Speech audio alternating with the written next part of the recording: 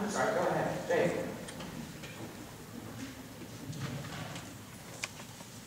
And Jesus came and said to them, all authority in heaven and on earth has been given to me.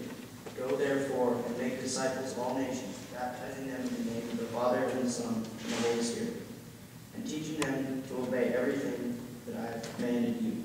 And remember, I am with you always to the end of age. Thanks be to God. Hey, Jake. Sorry about that. I'm going to say just a couple words of introduction before we have our kids come up and share a little bit about what our mission trip meant to them. So I'm going to kind of give the overview, and they're going to say a whole bunch about what the trip meant to them, okay? We started our mission trip on Saturday, May 31st. So that seems like, given all the summer activities, that seems like an eternity ago. But it really wasn't. It was just a little bit ago. And there were 9 of us from our church who went out, and we had an adventure and mission in Newport, Tennessee. Participants included myself, and Ben O'Connell, and Amy Neinhardt, Kelsey Kramer, who couldn't be here with us this morning, Jake Darling, Sam Floden, Ben Wilson, who couldn't be here with us, Kate Ellender, who couldn't be here with us, and Taylor Simmons was our other adult sponsor. So we've got a good group here to tell us about what the experience was like. We drove down in a rented van, interestingly enough, a brand new rented van. It had like 1 mile on it, driving from the dealer to us here. And we spent the first night at our Presbyterian church in Indianapolis, Indiana. Am I right? Yeah, was it in Indianapolis? Anybody remember the name of the church? I don't either. Okay, good. Glad it wasn't just me. Our agency who coordinated our trip was YouthWorks, and this is the group that we've been going with for many years here at St. Paul. They provided all of the meals for us. They lined up all of the work for us, and they led the evening lessons and recreation and all of that stuff for us. And they're an impressive group. This was my first experience with them, and I was really impressed with the quality of the staff and the way they organized the trip. It was really well done. We stayed, all of us, in a church about 5 minutes outside of Newport, Tennessee itself. The guys slept on the floor of the gymnasium, thank goodness for air mattresses, okay, and the girls slept up in the loft of the sanctuary. So that's where the sleeping arrangements. It was not fancy, but at least there was air conditioning, and that was a big bonus. There were 3 churches total, 2 other churches. One was a large Mennonite church from Illinois that was with us. And then the second group was a smaller church, Lutheran church from Tennessee themselves, who was with us. So 3 churches. Altogether, there were probably about 40, does that sound about right? 40 or so kids, and probably about another dozen staff, 15 maybe even. Dozen to 15 staff from YouthWorks who were there. There were 4 work groups of about 10 people in each group, about 10 students and adults in each group. One of the things that I really appreciated about YouthWorks is that they make a concerted effort to make sure that, that you get to know people from other churches. And so they break up groups. So our group was split into 2 groups and worked with other churches during the week. That was really fun to get to know the other students.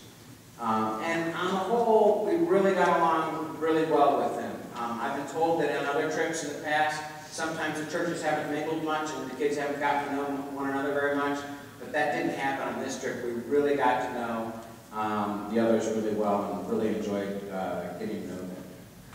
Half of the work team started their week, okay, working on painting some barns at the county fairgrounds, or doing some work at a gentleman by the name of Al. Al had a farm. He was a very close friend of YouthWorks. He's been a strong supporter of them for many years. So some of the group worked at Al's. Some of the group worked painting the fairgrounds barns. The other half of the work teams, of those those 4 work teams, started a kids club, which was kind of like a vacation Bible school for low-income families in the community. That group also went to a convalescent home, or a nursing home if you would prefer. And while we were there, we were told that we were going to, and did in fact, perform an impromptu kind of a circus show for the residents. And they, of course, it would be a circus show without costumes, and so we got all dressed up in costumes, and that was a lot of fun to do that. And I'm sure kids are going to share some of the things they learned, some of the people they met when they did that. After work, there were a whole bunch of activities for us in the evening. After dinner one night, we went on a hike in the Smoky Mountains, and I don't know about everybody else, but I just fell in love with the Smoky Mountains. They're just gorgeous and spectacular, and we really enjoyed going on that hike by a mountain stream. Another night, YouthWorks arranged for a private bluegrass concert at Alice Farm. And his farm is kind of on a hill in the mountains, so overlooking everything and music, and it was just really memorable. Each night, YouthWorks led us in a time of worship and teaching. The theme of the week was being a demo. And so I brought the t-shirt for the week. Everybody got a t-shirt. You know, it's nothing if you don't have a t-shirt anymore. And the demo says, Live Like Jesus 2014. And you can see there's a cassette tape, you know, like a demo for a band. Okay? And so that was the theme where we were supposed to go out and demonstrate Jesus' love in the world. And so it was a very challenging topic. And really, I think, pretty well done. Friday night, the final night, it is the tradition of YouthWorks to wash one another's feet. They have a foot washing ceremony. And so we did that on the final night. We left early on Saturday, and we drove straight through to Johnston, arriving about 11. It wasn't as bad as we thought it could be. Yeah, about 11 o'clock or so. So that wasn't bad at all. I really need to apologize because Ben created a wonderful video, music video set to the song Rocky Top. And I had it this morning and I can't find it. And I sent Rebecca home and she couldn't find it. So it's somewhere. So we're going to post it on YouTube, and we're also going to play it, maybe not next week, but maybe the next week after, okay, in worship, so that everybody can see that. And I really apologize because it had kind of a visual demonstration of what the trip was like. So again, I'm going to blame it on vacation, okay? We stumbled back in last night about 8 o'clock or about 11 o'clock or so, and so I'm going to blame it on that, okay? So I'm going to invite our kids and Taylor to come forward, okay? And why don't you guys just kind of line up here, and we've got some questions that will kind of help us understand a little bit about the kids and their experience. And so we're simply going to start with a simple question. What was the highlight of the trip for you? What was the highlight of the trip for you? Okay? So who wants to start with this? Sam? Oh! Sorry. I didn't know we had a volunteer, okay? I think my highlight... The first time, just tell us your name, just by the way. I'm Jake. Okay. I think my highlight was probably, maybe not a moment, but a person. And it was this little blonde-haired kid named Mason, who I chased around for about 4 hours.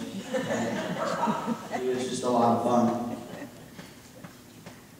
That was during Kids Club, right?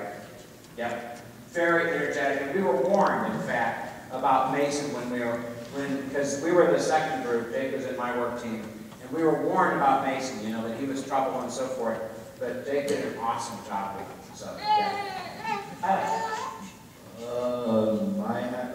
I'm Ben.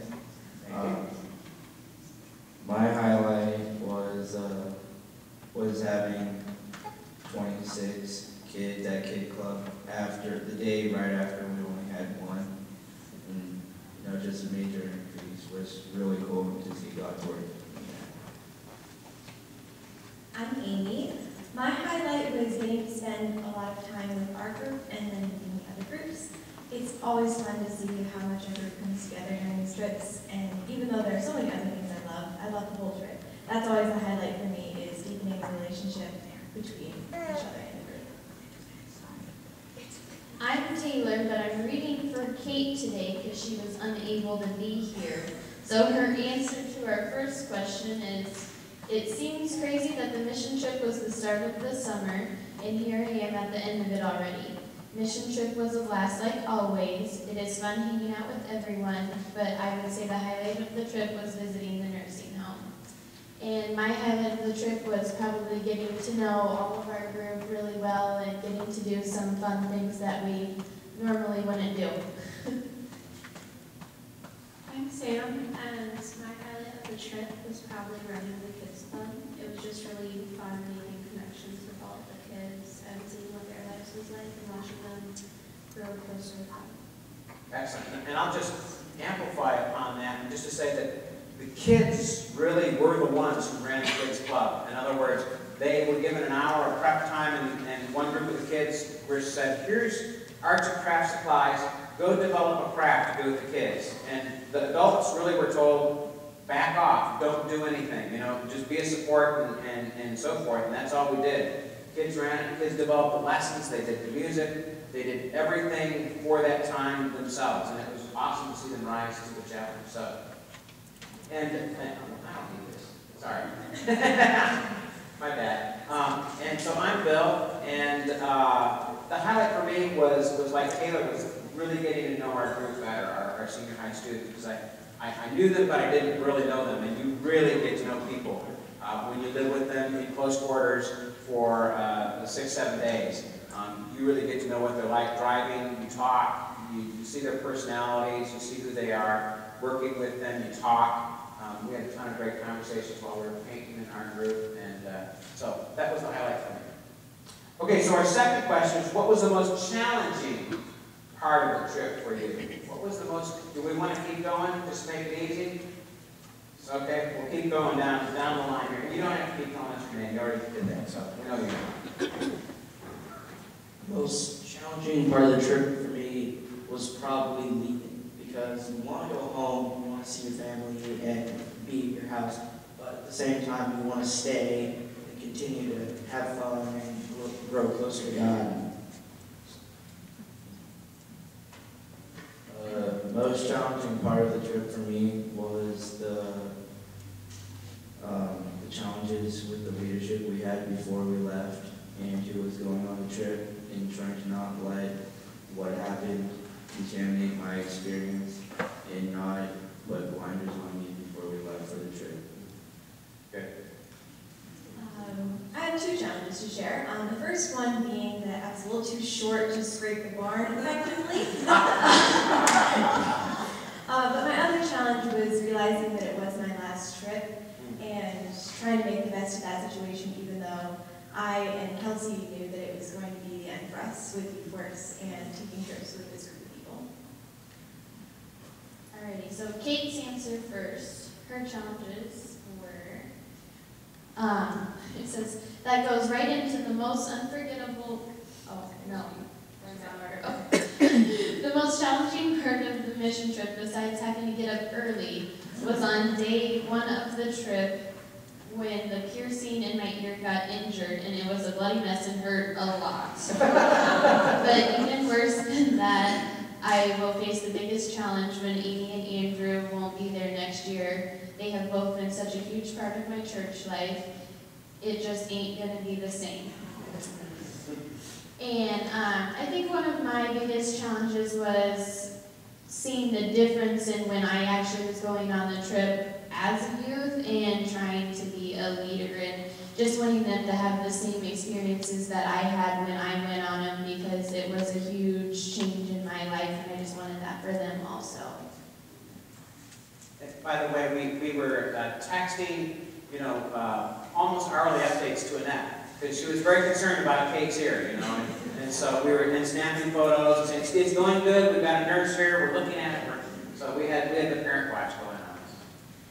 A part that was challenging for me was visiting the nursing home, because it was really fun. It was a good experience getting to meet them, but it was also sort of sad seeing just some of them were very happy there, and it was just really hard to watch. And I had, I think, two challenges on the trip. One was what Ben mentioned, that we had kind of some snafus and our leadership, some big problems. And it was a great challenge, and I was really proud of the group because we kind of put it on the table early on and tried to talk through that, and that did make us a stronger group. So I'm grateful for that, that we were able to work through it. The other challenge for me was probably, I would agree, the nursing home. I was a little uncomfortable doing the clown circus, and I was like, oh, okay. Kind of being willing to be foolish. So that was a bit of a out of comfort box for me. So, okay. So our next question is, was there one unforgettable person on this trip that you met, who and why? And if you want to add a second one, or if you want to just take a pass on this one, Jake, because you kind of told us about Mason.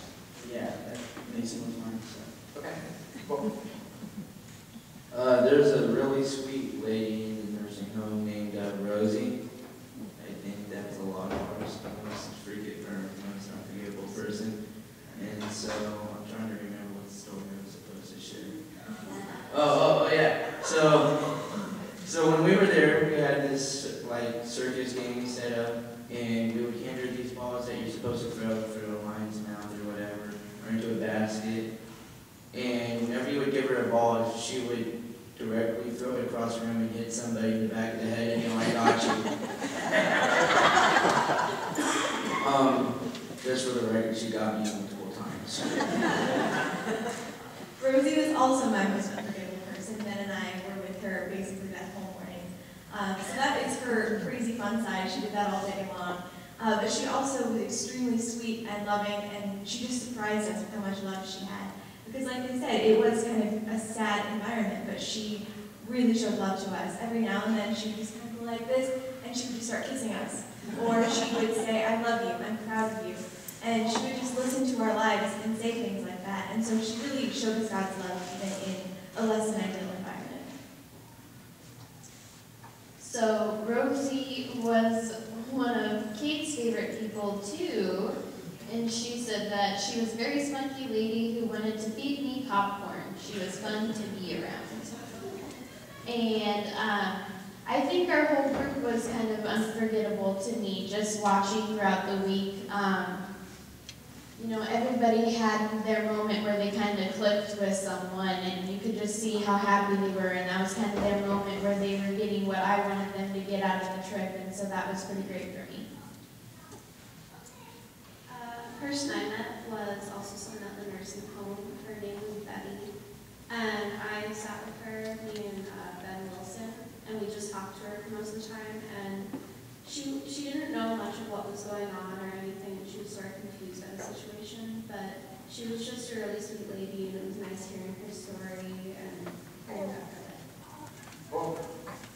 And I think I'll try two. One is one of the leaders from the Mennonite church named Rudy. And Rudy was a male nurse, and he and I got to know one another really well because we were the co-leaders for our work group of about 10 or so. And we just hit it off. We had a great time. And so, you know, it was a good experience to get to know him better. And now we're friends on Facebook. And so that was really cool. Yeah, I think I'll leave it at that in terms of, for me, who's the one that was most nice.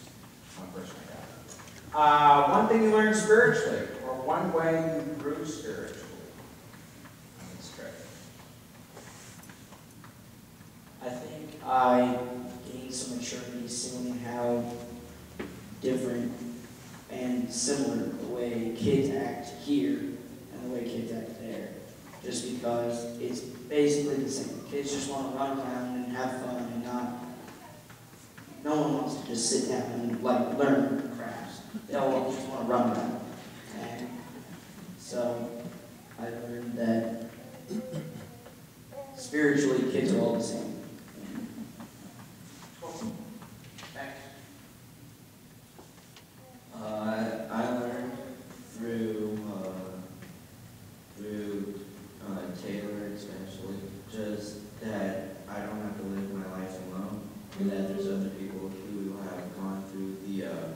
the same challenges of growing up that I have, and that I can sit there and ask for help and learn from others people's life experiences. What I learned spiritually was that my plan isn't always the correct one. I would like to have a plan, and I like it to be right.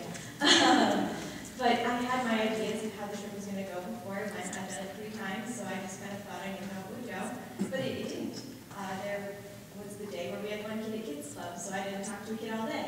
That was not how my plan went, but it actually turned out to work really well. I got to know Ben a lot better, and we just made the best of our day. So I learned that God's plan is always the right plan, even though I want to make my own.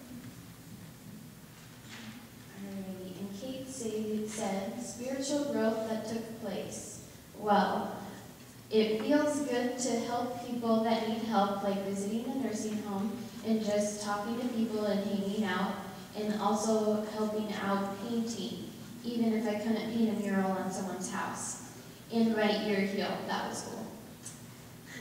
My spiritual growth was probably just kind of realizing, God will put you where you need to be, and you need to just follow that and not worry about at what point He puts you there.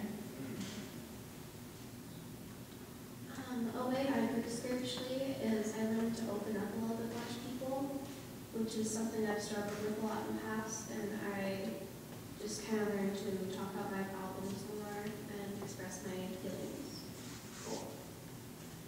I think one of the most interesting interactions I had on the trip was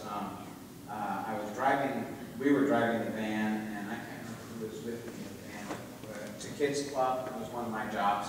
And by the way, if you hear rumors that I'm a bad driver, okay, I just want you to know that they're blatantly untrue. I'm a fine driver, and your kids were safe 100% of the time with me. But anyway, we were out driving, and we were talking about, and we saw a police car up ahead, and one of the kids said, "Oh, Popo!" And that's police in Smoky Mountain language for kids, the Popo. And I said, "Oh," I said, "yes, isn't that great that we saw the police here?" And I said, "You can always trust the police because they're here to help you. If you ever have a problem, you can always go talk to a police officer." And one of the little girls was kind of quiet, and then after a little while she said, "Well, the Popo came and they took my mommy away."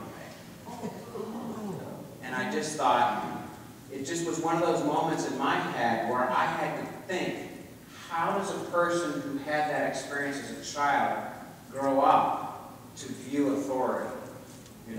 Spiritual and governmental and so forth. When the police, who were supposed to be the good guys, came and took their mom away. And no doubt there was a good reason that they did that. But nonetheless, in that child's mind, that they're not going to get that. They're not going to get that. And so it was kind of that moment of spiritual insight where I just thought, oh my, I'm so quick to judge other people, and I don't really understand maybe what they've gone through in their life that got them to the place where they were. It was just one of those moments of kind of wake up and smell the coffee a little bit about how hard it is sometimes growing up in poverty. So that was one of my insights, I think. That's all we had planned, per se, but I'm going to leave it open to just one other. Is there anything else that you want to share to the congregation? Any other experience, anything that doesn't fall into some category on our questions here, or anything you just would like to say to the congregation?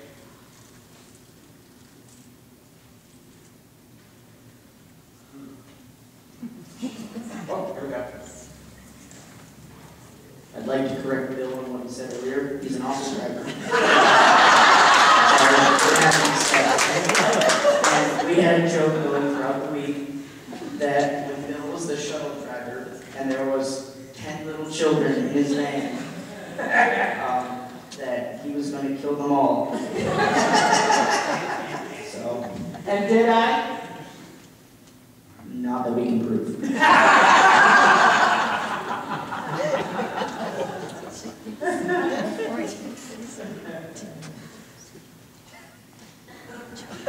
Anything? You don't have to, but I just wanted to throw it out if there was anything else that didn't fit into the category. Our van also had an interesting situation. We had a dead bird in the vents, so that was nice too, but a little less dangerous. No, that was another night. But I'd like to say thank you to everybody for participating in our fundraisers and enabling us to go on this trip, because we all really, really enjoyed it, and we owe that to you.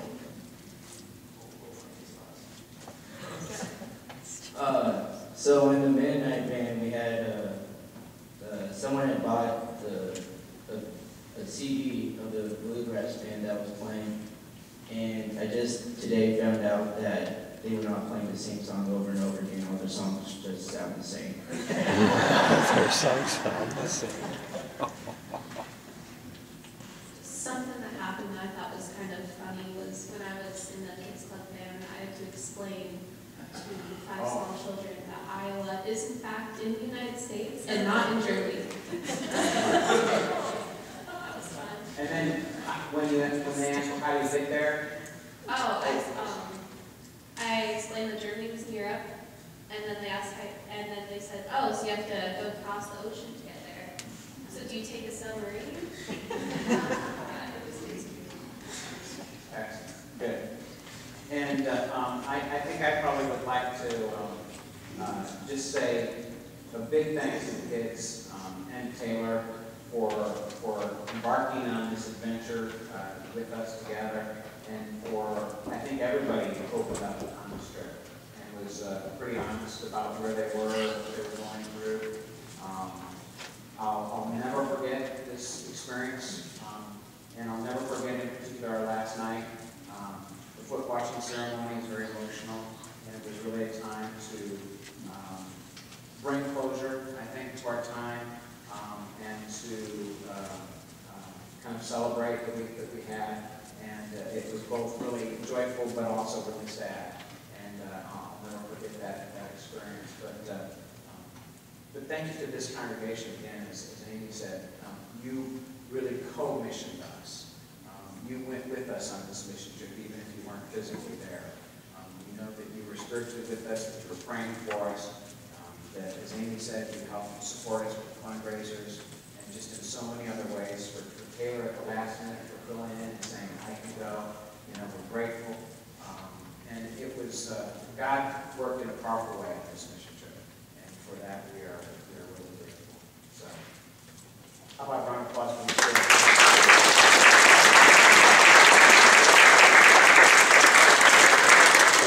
Okay, and we're going to stand and sing 429, Lord, who give the Great Commission. It's kind of Newport.